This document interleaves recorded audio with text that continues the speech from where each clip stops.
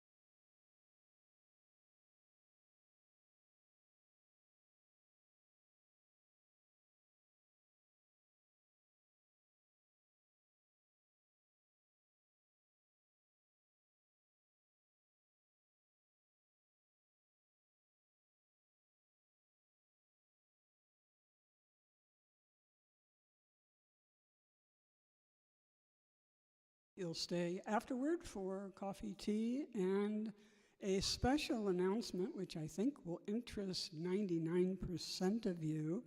And Kathy, you want to come up and do that? Most of you have this information in your orders of service, but after the service, I'll be taking people downstairs, people who are curious about what has happened and where we're going, and giving you a brief overview tour of that basement.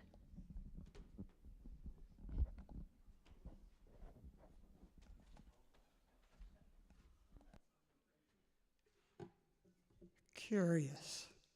I think that's an understatement. It's been 6 months since we've started having difficulties, and 4 months since we've even been able to peek down there. So I'm a lot more than curious, and I may not do those steps, but you can be sure I'm going down that ramp, and I'm going to go see what downstairs looks like. Oh, wonderful. Okay, well, that's even better. We'll have a parade. So that brightens my day, and I hope it does for everyone else in the congregation who has experienced our limitations and our abilities to gather in our social activity space. Our first thing that we're going to do next is collect your contributions of food or money for the Fish Food Pantry. Baskets are available, and Kathy and Dana will be passing them. We, along with several other churches in the Roseburg area, have been supporting Fish for a very long time. It is our social action to do what we can to help those who are in need, those who are homeless, those who are hungry, and those who are without. So we're most grateful for your contributions.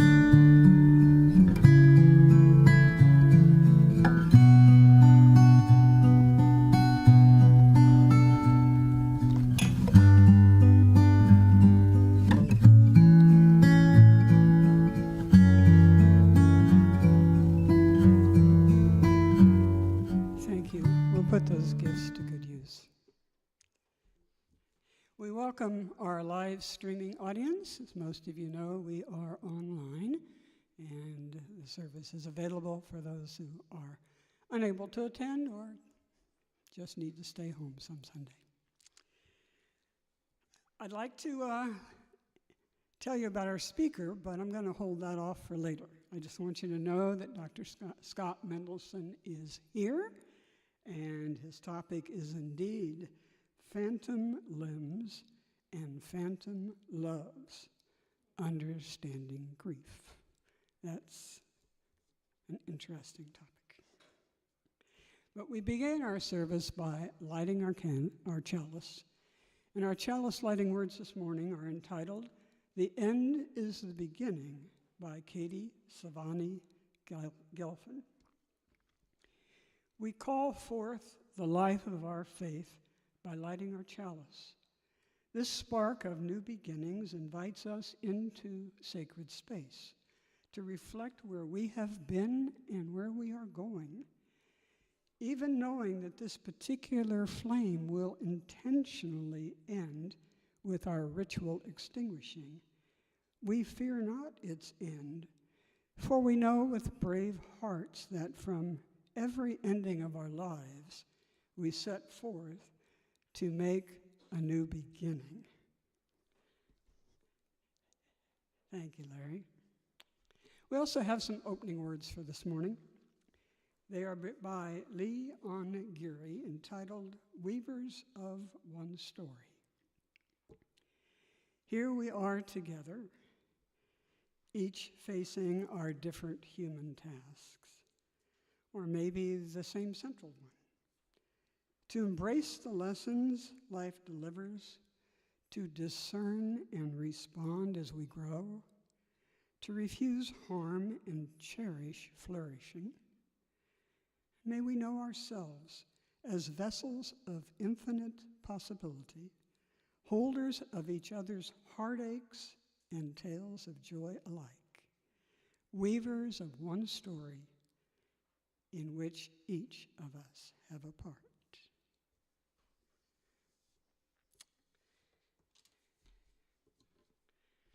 At this point in time, we have some music, and with these last words, can we move into If I Had One More Day?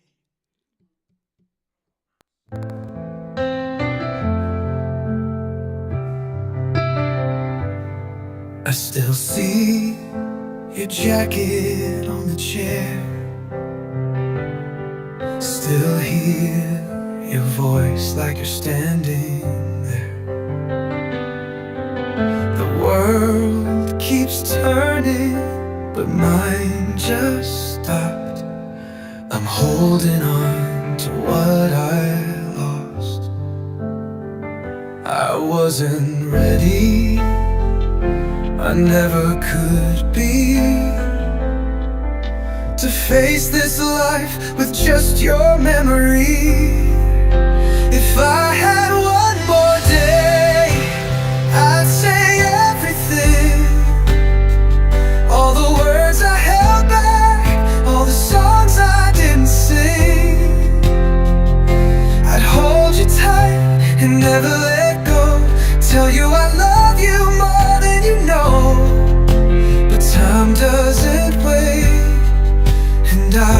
lost my way. If I had one more day,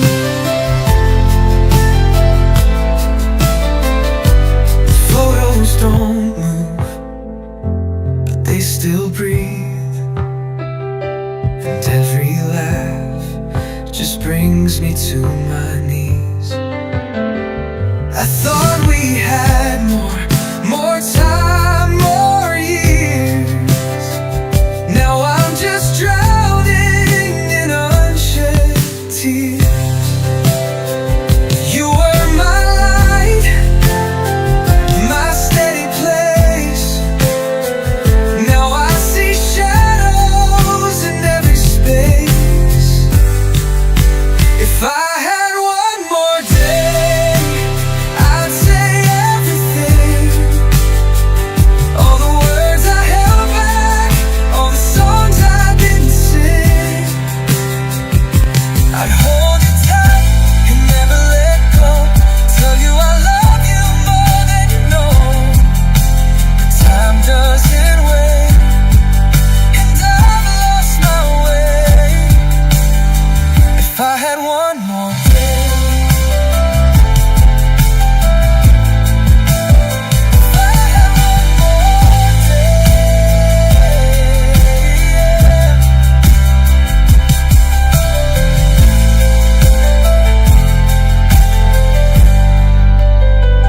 They say you're at peace, they say you're free, but all I want is you here with me.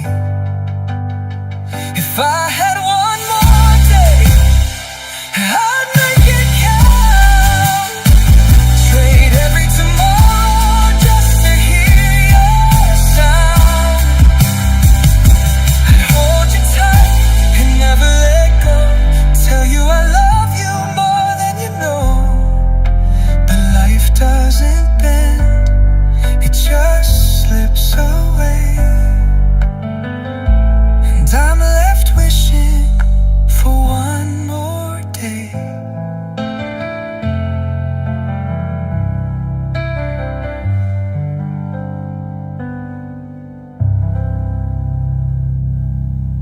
Just one more day.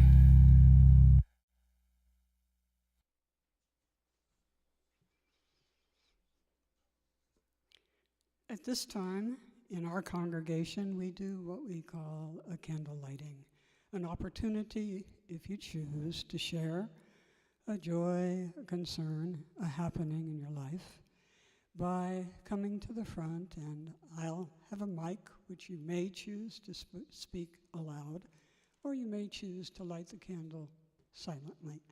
But do come forward if you have something that you would like to light a candle for, and we hope you'll be brief.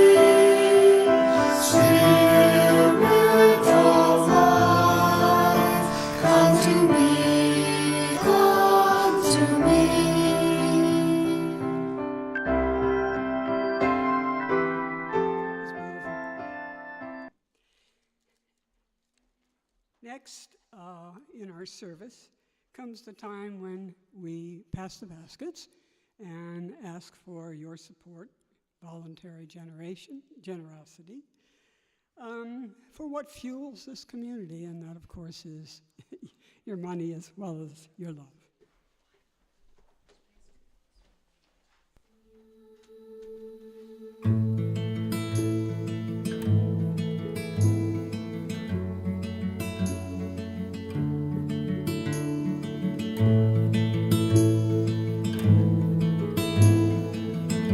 Your support keeps the flames of justice going, the love burning brightly,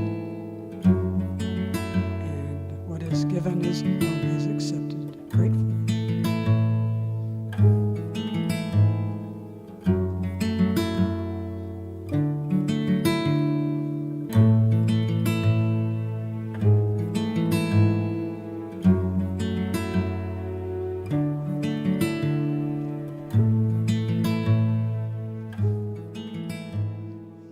Please join in with "From You I Receive."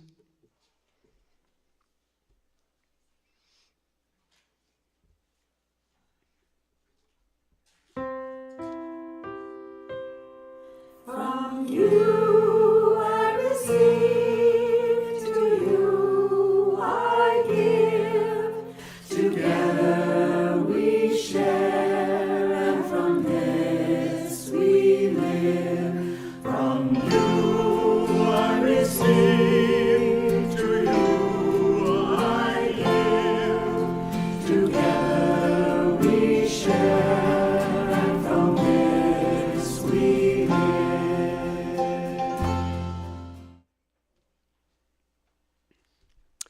Know that we are committed to putting your gifts to wonderful use. Thank you.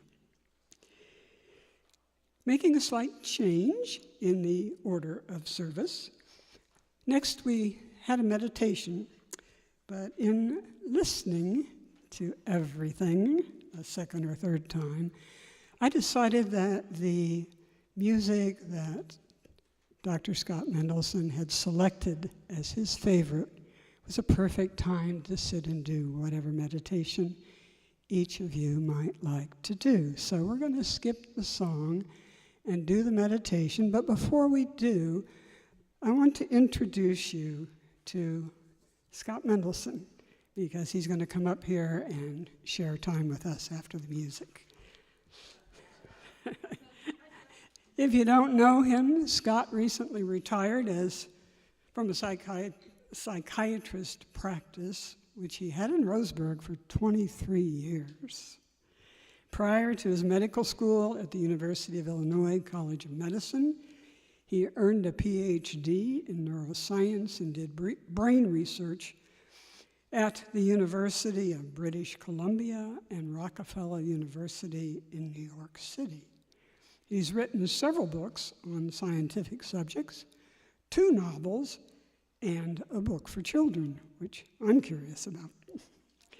He's been married to his wife, Melissa, for 40 years, and they have 3 children. He tells me that the family enjoys most hiking through the nearby forests and, of course, the wildlife and the falls and the rivers. He's also a musician and tells me that he loves all types of music, but a particular fondness is for J.S. Bach, William Byrd, and Eric Satie. And we welcome him today after his favorite music, which is Autumn Leaves by the London Symphony Orchestra with Eva Cassidy.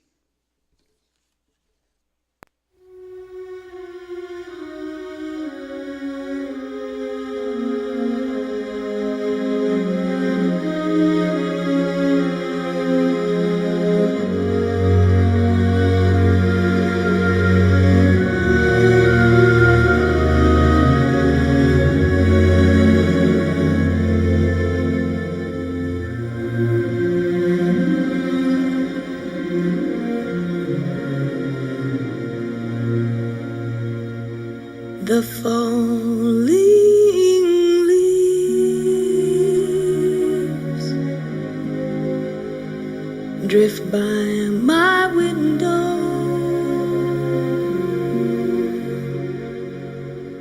The falling leaves of red and gold.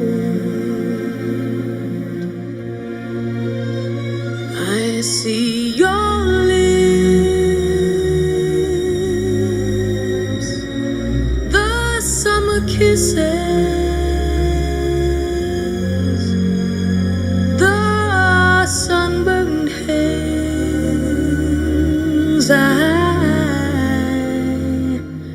used to hold. Since you went away, the days grow long, and soon I'll hear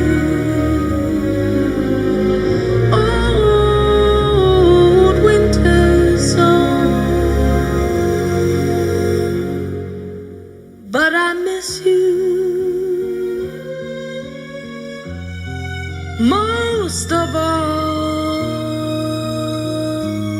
my darling. When autumn leaves start to fall,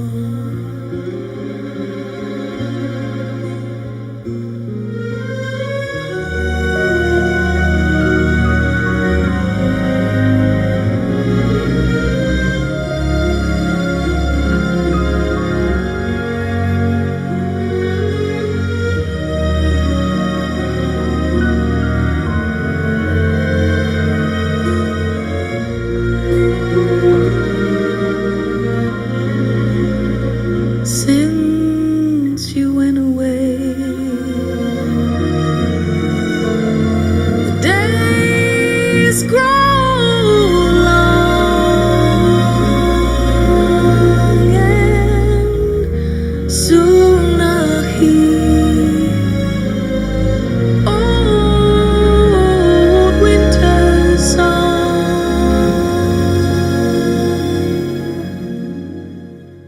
But I miss you most of all, my darling. When autumn leaves start to fall,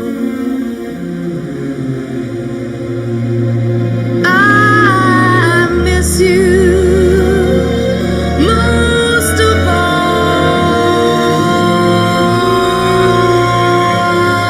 my darling. When autumn leaves start to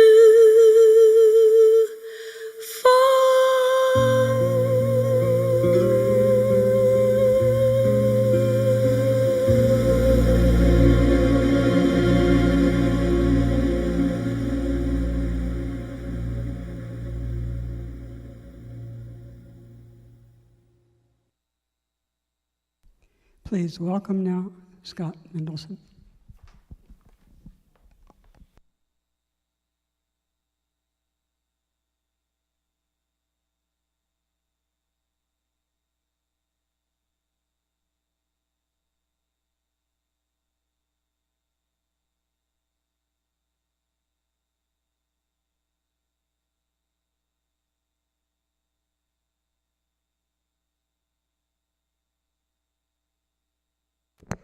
Here we go. Okay, there we go. I chose it not only because it's a beautiful song about the topic I'm going to talk about, it has some personal significance. When I was 2 years old, I was unaware of it all, but my mother's only sibling, her younger brother, committed suicide. And this was 1954, the time that this song was popular. And it was also during the autumn of the year that he committed suicide. But years later, in my adulthood, now and then, this song would be on the radio or TV, and my grandmother, who was one of the strongest, most wonderful people, would just fall apart into tears. This was 40, 50 years later. These things don't disappear.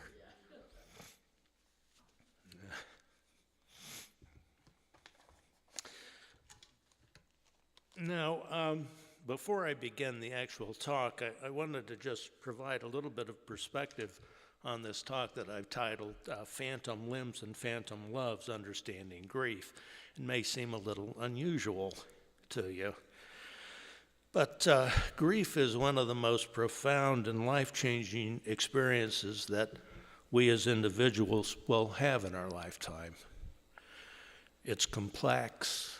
It has many sides and layers and mysteries. Volumes of books have been written on the subject, fills libraries. And yet, when we as individuals are faced with great loss and grief, we seem to find ourselves on the same ragged edge that humanity has always stood on.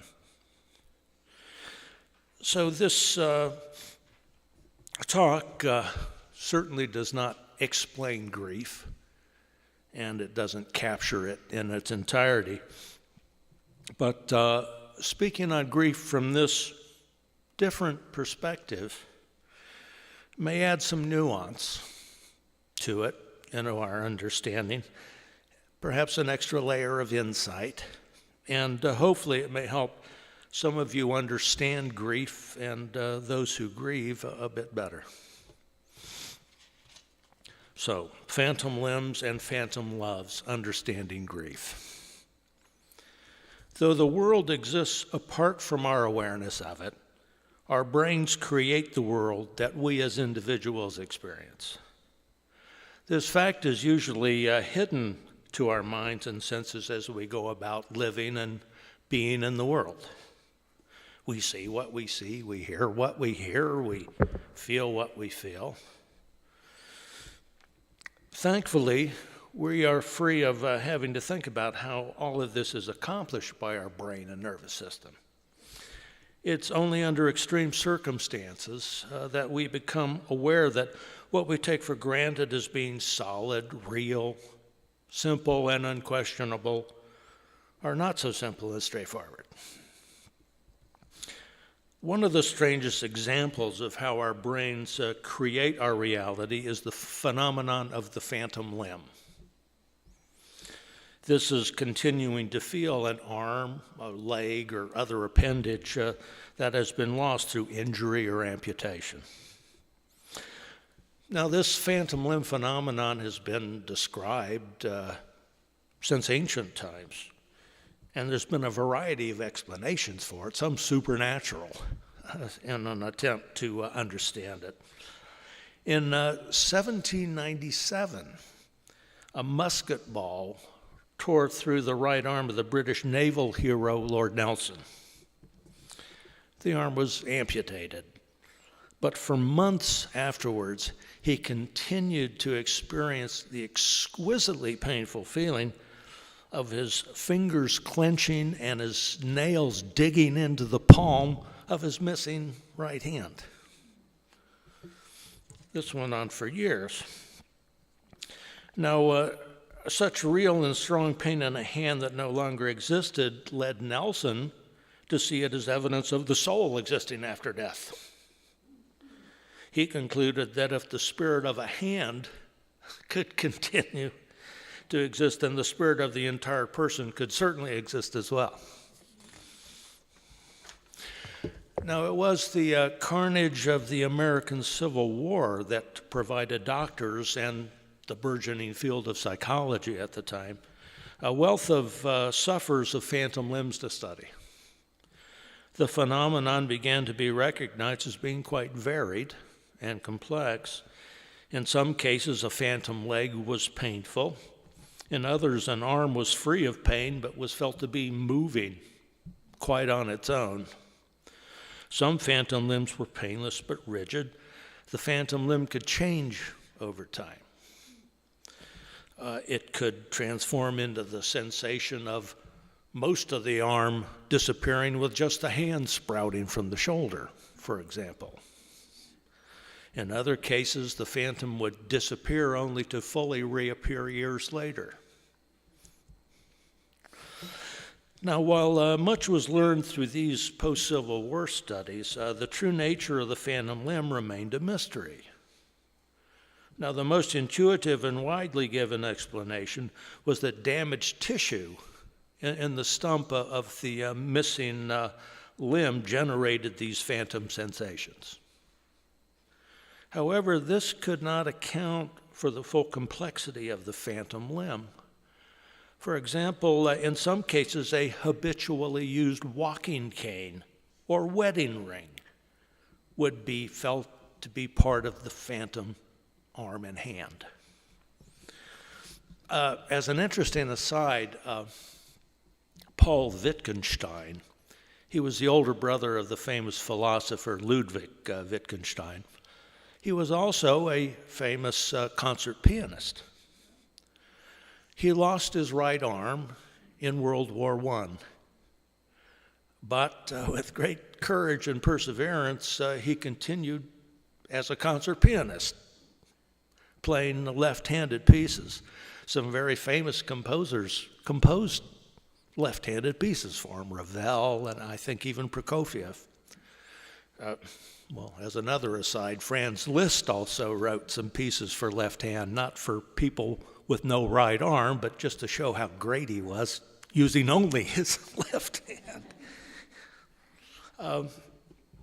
But Paul Wittgenstein, as he continued on as a performer, experienced a phantom limb, his phantom right arm, but he described feeling the right hand playing difficult passages on the piano and even teaching his left hand how to best approach a particularly difficult passage of the music. Certainly, these layers of complexity can't be explained by sensations from a damaged nerve in the stump. That just did not explain it. In the 1990s, an Indian-American neuroscientist, V.S. Ramachandran, brought new understanding of the nature of the phantom limb. He surmised that some of the sensations could be arising from the damaged stump, but that most of the phenomenon arose from the brain, still clinging to and constantly recreating this limb that was once part of itself. And this insight of Ramachandran actually led to a brand new and startlingly effective treatment for people who, like Lord Nelson, would feel an unbearable sensation of cramping and pain in a hand that no longer existed. And they couldn't change it. They felt the cramping, but there was no arm there, and there was nothing to do about it. What Ramachandran did, he would have a patient who, for example, lost their left arm but had unbearable pain in the hand, sit at a table, place the intact arm on one side, and he would place a long mirror where the missing left arm would be, reflecting the right arm. So the patient will look down and essentially see two arms, one intact and one in the mirror.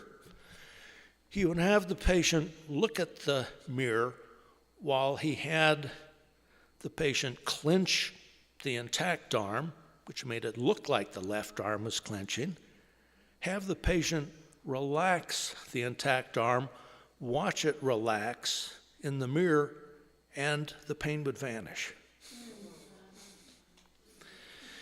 Brilliant. Now, sometimes this would take multiple sessions of treatment over time. It could return and so forth. But this resolved it.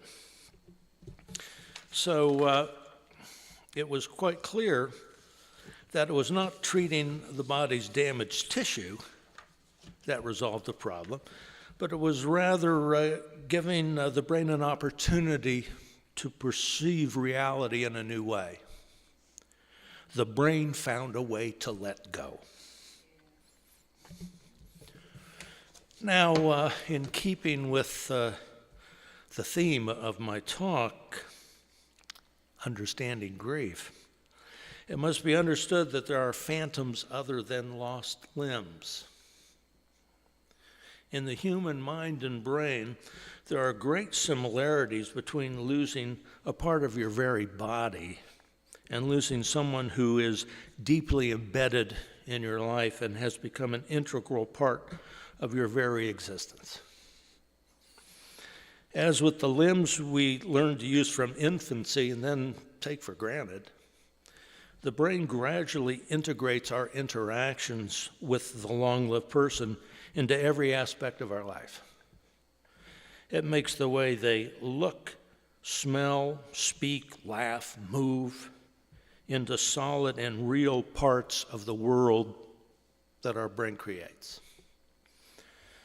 It leads us to expect them to be there hardly less than it expects the solid floor to be beneath our feet when we get out of bed. We expect to meet the loved one around every corner. A sound is taken to be their voice. Their empty chair at the table calls forth their image. With such a strong model of the individual in our brain that can so spontaneously and fully come to mind, it seems impossible for that individual to be gone. Like the phantom hand that continues to clench, the lost person remains in our mind and brain as real as they ever were. In fact, almost half of individuals who have lost a long-loved person experience that person still being there after death. These experiences do vary. Most commonly, the bereaved person reports a vague yet pervasive, almost palpable sense of that person still being near them. Many report seeing them or hearing them. In rare cases, they feel themselves being touched by the person that has died. Now, these experiences are referred to by researchers as bereavement hallucinations, which I think belittles the experience. In fact, it suggests some kind of abnormality or maybe even some sign of mental illness. But by most accounts, these experiences in grief are normal and perhaps even a necessary part of healing. In spite of the pain it can bring, experiencing the presence of the departed can bring a kind of comfort. It forms a buffer and a bridge between the finality of loss and the resolution of grief that allows a return to life. It helps the brain find a way to let go. Now, no psychiatrist or therapist has ever surpassed William Shakespeare in understanding the workings of the human heart and mind. In one of his earlier and perhaps lesser-known plays, King John, Shakespeare has his character, Lady Constance, speak of her son Arthur, who died unexpectedly. In fact, in the play, the king berates her for seeming to be more fond of grief than she was of her son himself. But her words speak of both the pain and the solace of grief. She says, "Grief fills the room up of my absent child, lies in his bed, walks up and down with me, puts on his pretty looks, repeats his words, remembers me of all his gracious parts, stuffs out his vacant garments with his form. Then have I reason to be fond of grief? The resolution of grief is more than simply making a decision to accept the loss or passively waiting for the pain to resolve, like the pain that inevitably fades after a splinter is removed. Because the lost loved one lives on in the mind and the brain of the bereaved, indeed like a phantom limb remaining part of the very fabric of their brain. They must gradually reconcile the past with the present, the habitual with the actual, and the seeming paradox of the loved one's presence in their absence. In my own Jewish tradition, the bereaved are told, may their memory be a blessing. And hopefully this is where the long process of grieving leads.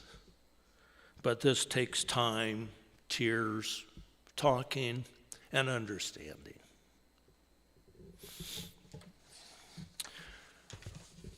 And that is my talk.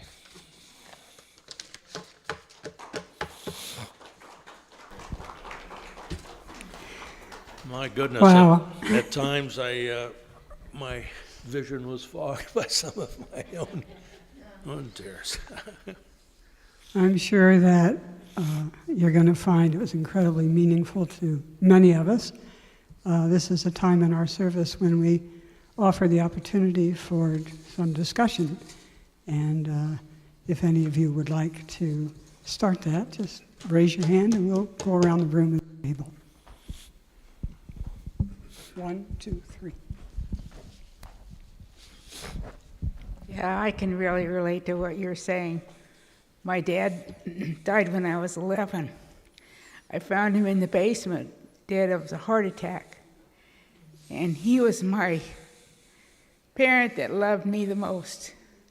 My mother, she didn't think I was okay in a lot of ways. So I've gone through, I'm 82, and I've gone through a lot of trials and tribulations about resolving.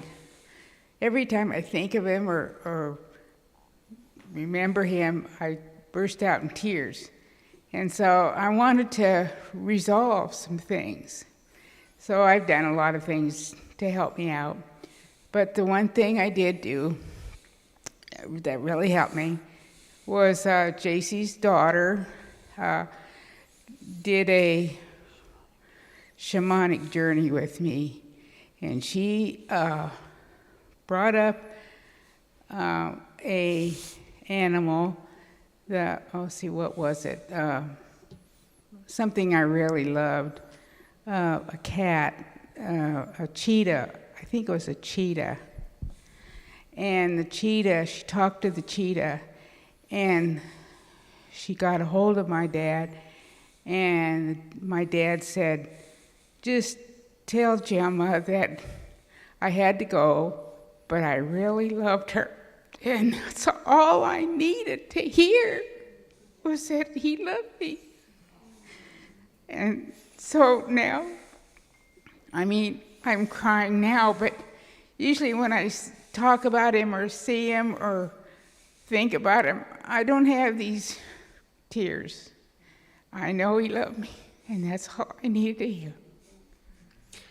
That's wonderful. She helped you find a way to embrace the grief and dance with the grief and to come to a new understanding, a new relationship with it. First of all, I want to say thank you. That was so profound and helpful. I have been on this journey with divine timing, and my grandfather passed away on Thursday. and he was on hospice and he lived a good life, you know, and there's a lot of different layers about, you know, our disagreements, and thinking about that was part of my, you know, he just been around. But, and when you said that, like, you know, like you take him for it, you know, for granted, and I think that's where a lot of the sadness comes in. But then one of the biggest things I've been grieving is our lost world, our world before COVID, our world now, the world I was born into. And this kind of helps me grieve, because sometimes I see, like, oh, it is, you know, that is the place from before, but it's not. And so just, this is helpful. Thank you. You know, there's something that's referred to as disenfranchised grief. Grief is a very complex process. But disenfranchised grief is when you grieve for someone or something that you fear might not be accepted by other people, that society would look at you like you're silly. Probably one of the best examples is the death of a pet. People are very, almost feel a sense of shame that it's such a deep sense of grief. Be perfectly honest with you, when my dog died only a few years ago, I think it was the deepest sense of grief I've ever felt in my life. But grieving for a parent who was terrible to you, it doesn't make sense. But there's a wonderful saying that when you lose someone, you don't just lose who you had, you lose who you wanted.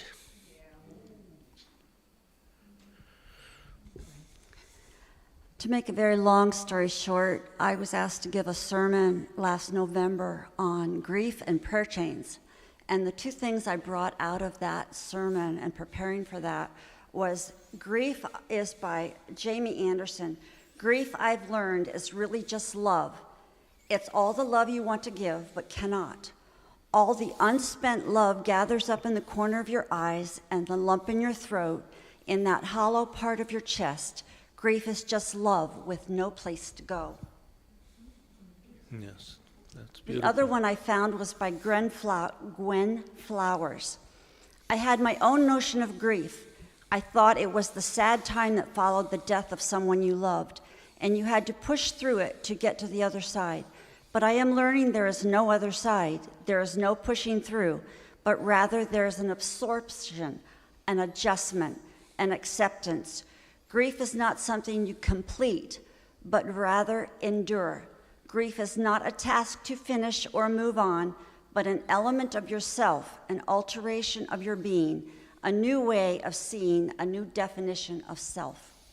Oh, very well put. We're going to go over to the other side of the room. Someone want to speak?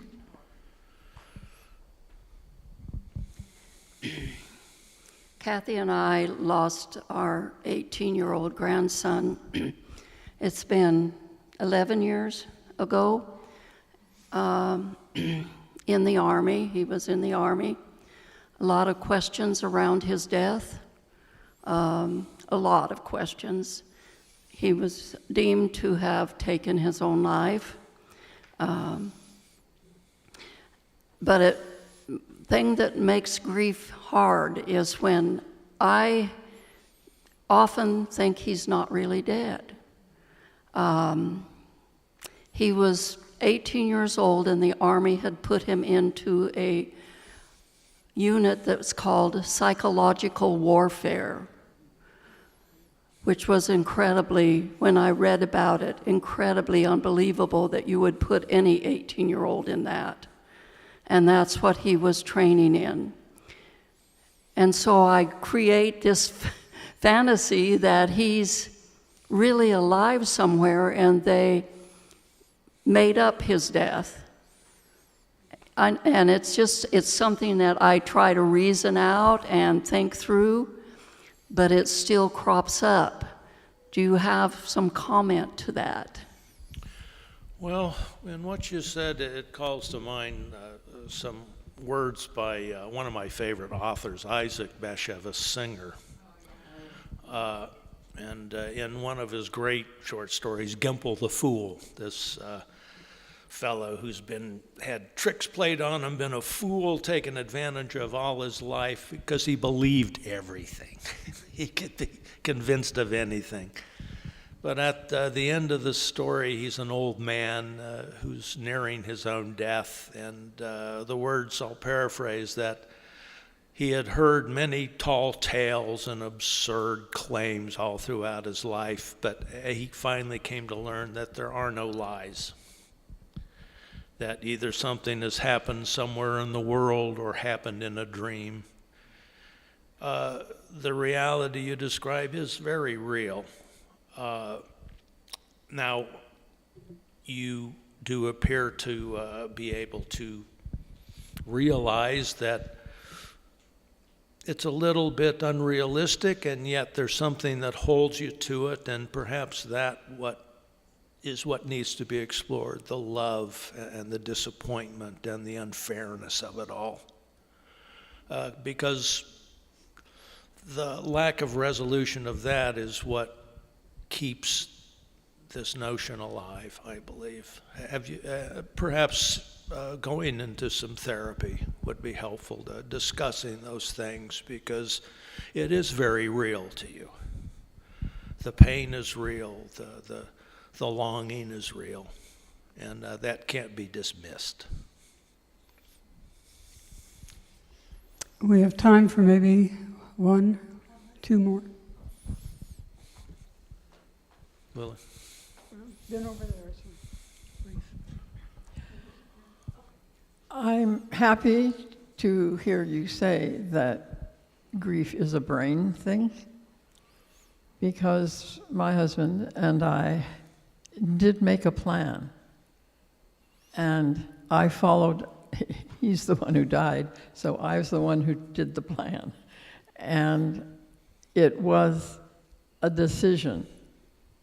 And I really have to say that I have not suffered grief, because the plan was that I was to go someplace different in town, get a house, rent it, and at least stay 2 years. So I was immediately forced into a new life, and it was a thing that we agreed on. So I'm interested in, okay, yes, I see that you use your brain and your imagination to deal with grief. Thank you. One last one.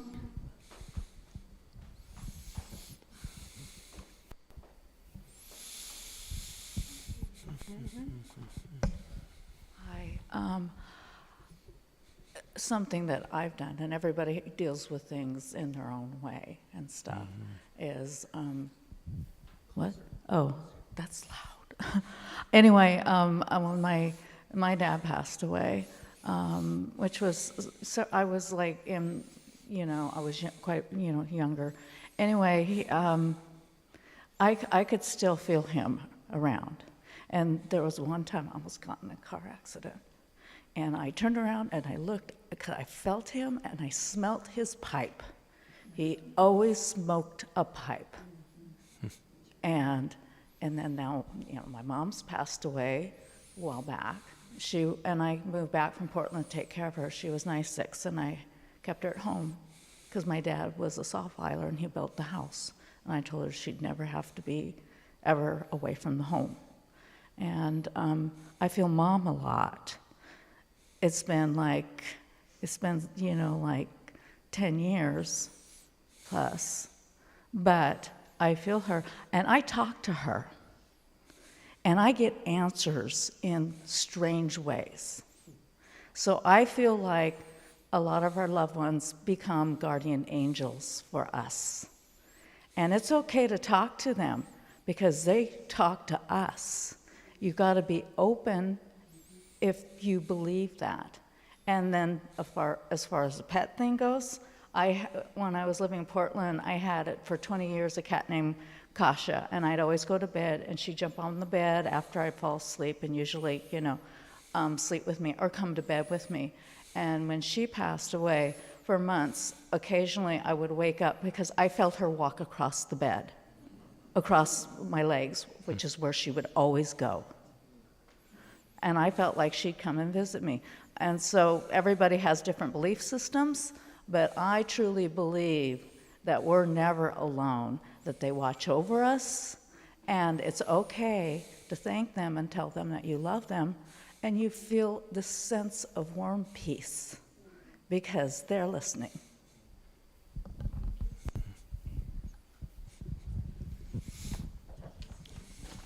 No, thank you very much.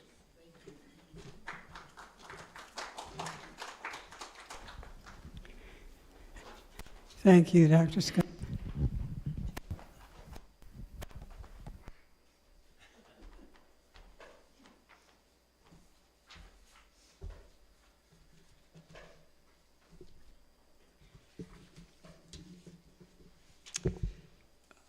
Jake, we have a song after that. Can you start that music, please? It's called Tomorrow from the 2020 General Assembly.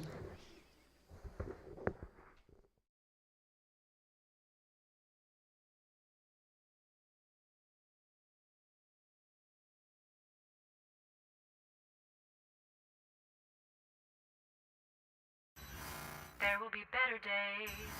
There will be better days. There will be better days. There will be better days. There will be better days. There will be better days. There will be better days. There will be better days. Let the wave wash over. There will be better days. There will be better days. I am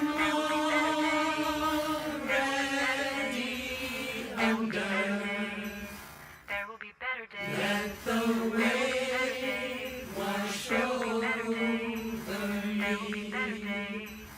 There will be better days. Let the wave wash over. There will be better days. There will be better days. Let the wave wash over. There will be better days. There will be better days. I am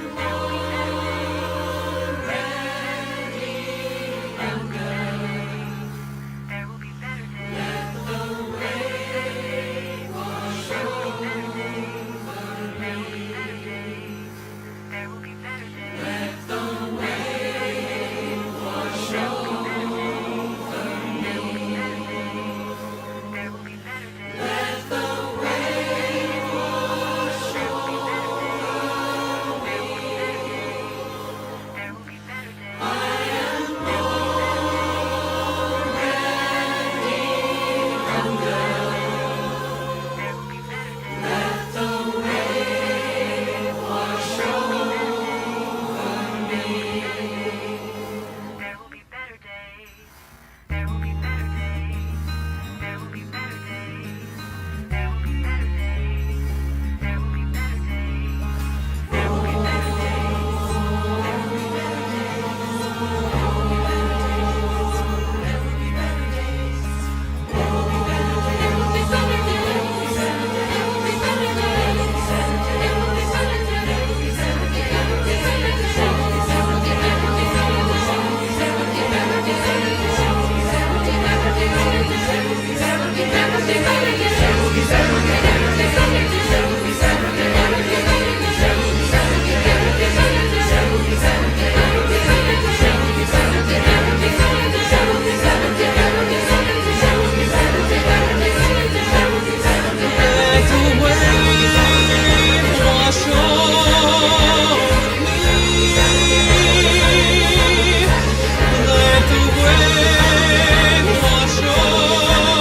will be better days.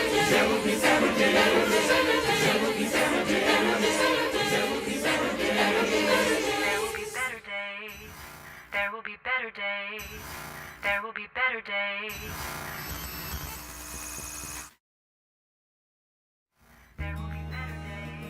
Our closing words for today are entitled In the Darkness of Grief. In the world's grief and darkness, we keep a flame burning, the flame of hope, the flame of truth, and that flame warms the heart with loving kindness. During the years I worked with Elizabeth Kubler-Ross doing her life, death, and transition workshops, she used to say often that grief and tears are essential because the thing or the person mattered. And there is no time limit, just stages and waves. And extinguishing our chalice today, thank you, Larry, we have More Than One Life by Lee Hubert. Lighting a candle is somewhat like the beginning of life. If that is true, then perhaps extinguishing a candle is like ending of life. But death may not be the end of us. We live on in the memories of friends and loved ones, the influence we possessed in the life's work on lead moving and causes forward. Let us not forget that most candles have more than one life, and so perhaps may we. Please join together, as is our custom, in a circle of oneness to the music. Go lifted up, and afterwards we'll take that trip downstairs. There's also coffee and tea.